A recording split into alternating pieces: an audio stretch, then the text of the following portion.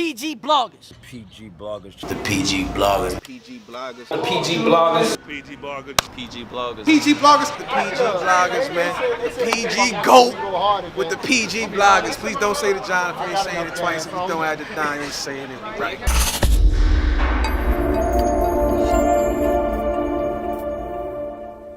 If you had to do like a top 5 for Cole's albums, so give me your top 5. Are we just albums or are we talking projects? Projects, yeah, we can do Ooh, projects. That's tough. I mean, because we gotta count.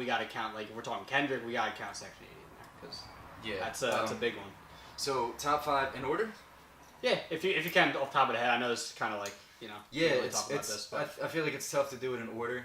I would say the 5 in general though are KOD, Forest Hills Drive, Friday Night Lights, and then Born Sinner, and the 5th spot is really up for grabs. For me personally, I loved Sideline Story. Great That's what album. introduced me to Cole. Right. It might not have been what people were looking for, what people expected, but most people who really like the bars, who like what Cole stood for, they love that album. The warm up, phenomenal. So that number 5 spot is up for grabs. I do think KOD, personally to me, is his best. Forest Hills Drive, obviously number 2, if not number 1. lay off That's the beat, so bro. tough to lay call. off the beat. Lay off the beat, bro. That's so tough to call. And then you got to put Friday Night Lights and then Born Sinner, and for the number 5 spot, whichever one of those two, I would need time to think if I would put Sideline Story up there personally. So How is Friday Night Lights not his best shit? I don't understand. Friday Friday Night Lights or, is I'm sorry, amazing. I meant Sideline Story, but Friday Night Lights, how is it not his best? Yeah, how is it not? I give you mine. Can I give you mine? Yeah, absolutely. All right. So, absolutely. all right, I'm biased because like Friday Night Lights, like I connect with a lot of that shit on there, and like just even in some of the shit he says, like it just resonates with me on the album. Like everything from like the intro, like Cole is so amazing with his intros. Like especially back with like Sideline Story, Warm Up, Friday Night Lights.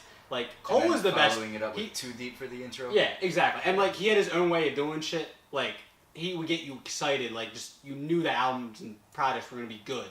Like those are my favorites. So like obviously we're all biased, all opinionated, but I say Friday Night Lights, Forest Hills, Warm Up, Sideline Story, and then Born Sinner. So KOD's not in his top 5. KOD is at the not the back end, but For Your Eyes Only is the back, like the bottom. Well, I think For Your Eyes Only. I put KOD might be I number put 5 actually. Now that I think I completely slipped that completely. You said slipped Forest my Hills mind. Drive number 5. I said Sideline Story was number 5. But Okay. now that I think about it, For Your Eyes Only could take that spot. Right. Now Okay. what basis are you ranking your albums on? Is it lyricism Everything, or dude, everything. Just J. Cole. Just like I know it's a lot of things to because like you said, like it's all preference. Mm-hmm. So I listen to J. Cole almost like at least 3-4 times a week. Like there's times where that's all I listen to. Right. So I listen to him as a rapper, an artist, like music, everything. Like I don't know what are you looking for? You tell me. I want to know what you. Well, when I judge an album personally, I judge it because I grew up a hip hop fan. I want to hear lyrics. Mm-hmm. I want you to talk to me. Mm-hmm. But at the end of the day, hip hop is music. Since hip hop is really the only genre that I focus on, that I listen to, I also want to hear the melodic, the melodic aspects and the concepts of the album. What kind of story you're telling me in the album, the cohesiveness of the album. And I think Friday Night Lights, as great of a project it was, there's a reason it was not an album.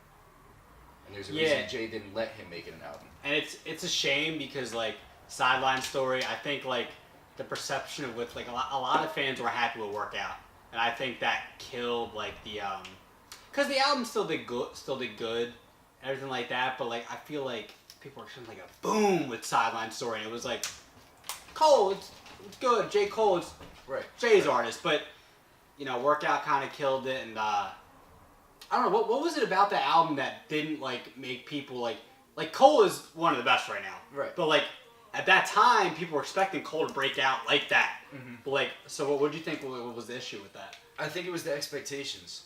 Yeah. I think what happened was with Friday Night Lights, Cole had gotten a very strong fan base, especially after the warm-up, For sure. where they were looking for his lyricism. Right. They were looking for those deep songs. Think about too deep for the intro, the autograph, things like that. Like introspective, deep songs. Heavy lyricism, things like that. When he came out with Sideline Story, he got experimental.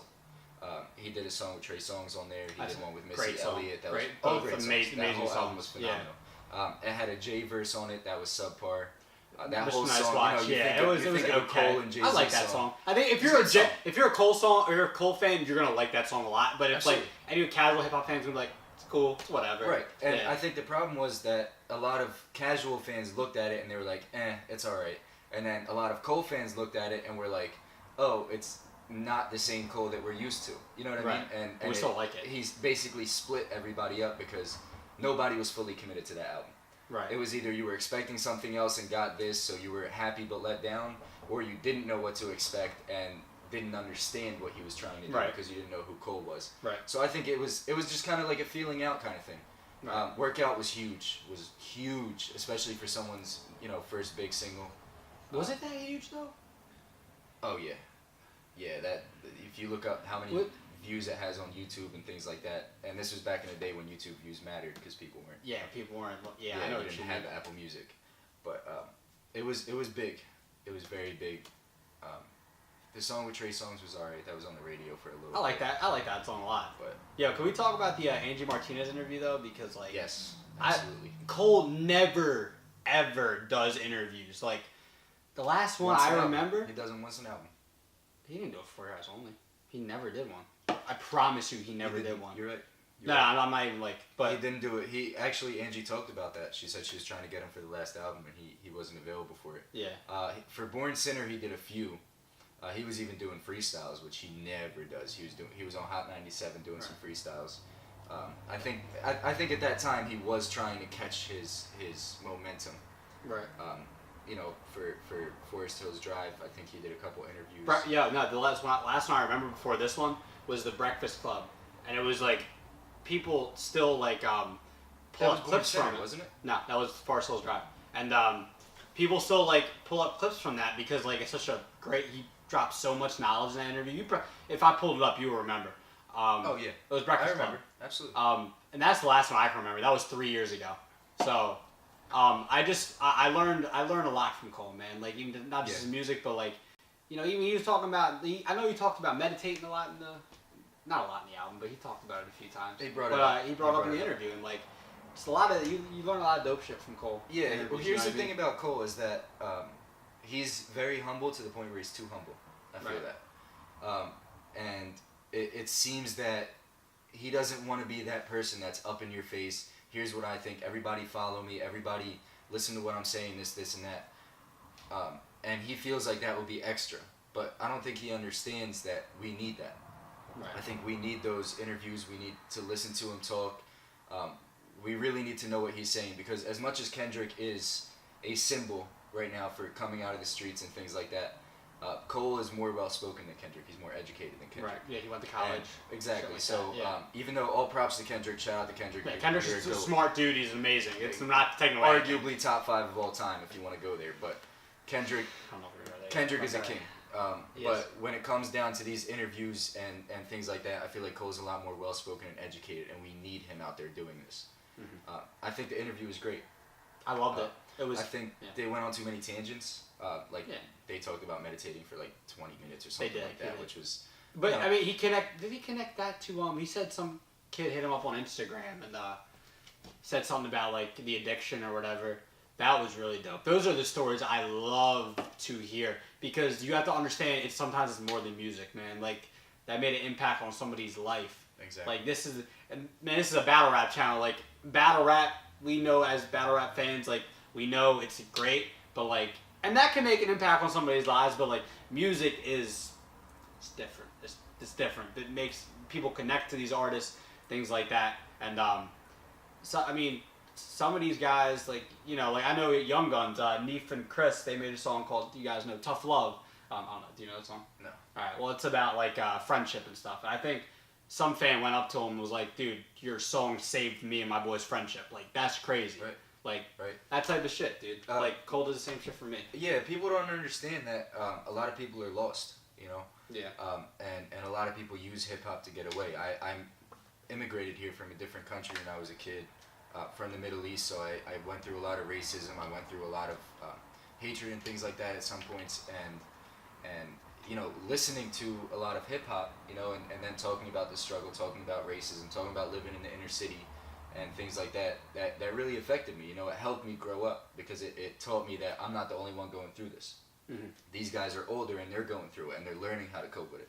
That's And at a point I went through a lot of issues personally, and that was around the time when Born Sinner came out, and Cole helped me a lot with that as well. So there is a lot of depth to music that goes beyond just the melodies that you hear, and I think that people should appreciate rappers like Cole or like Kendrick that will really reach out to their fans and give them that heartfelt talk in their bars. You know, for example, when in Good Kid, the song, when Kendrick was talking about, you know, cops literally just stopping him and asking him what colors he's rocking. You know what I mean? Asking him where he's from, start stomping him down, just assuming that he's from a gang. Right. Even though he Just isn't. Right.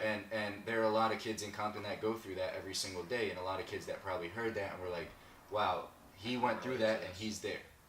You know? That's a I fact. can get there. I can exactly. And when Cole talks about how he watched his mom, you know, basically, losing her life in front of him almost, and going through all that stuff, and he got through it. Well, if Cole's mom can do it, and Cole can do it because he talked about his alcohol addiction in the interview, if he could do it, then you can too. And that was kind of the idea of the album, was killing these demons and getting rid of these addictions that really harm us. I think it was great. It's more than music. It is more than music. That's a fact. Yeah. But I think we talked enough about Cole. So you guys let us know, like, give me your top 5 Cole albums. Didn't give me your top, because we talked about Kendrick.